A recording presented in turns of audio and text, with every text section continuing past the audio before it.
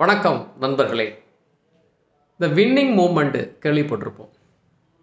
அதை ஜெயிக்கிறவனுடைய முகத்தில் பார்க்குற சந்தோஷம் அது எல்லாருக்குமே ஆனந்தத்தை கொடுக்கும்.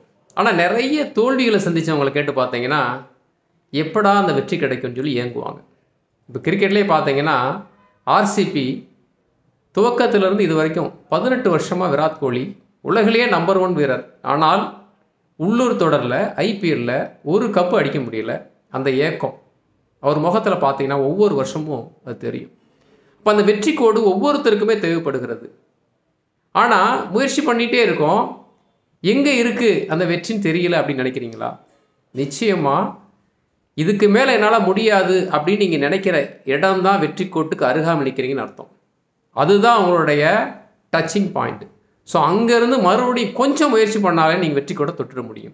உங்களுடைய அத்தனை சக்தியும் அத்தனை திறமையும் அத்தனை பலத்தையும் பயன்படுத்தி இதுக்கு மேலே என்னால் முடியலன்னு நினைக்கிறீங்க இல்லையா, இன்னும் ஒரு அடி எடுத்து வைங்க, நிச்சயமாக நீங்கள் வெற்றி பெறுவீங்க. ஏன்னா அந்த அளவுக்கு உங்களுடைய முயற்சி இருந்திருக்கும்.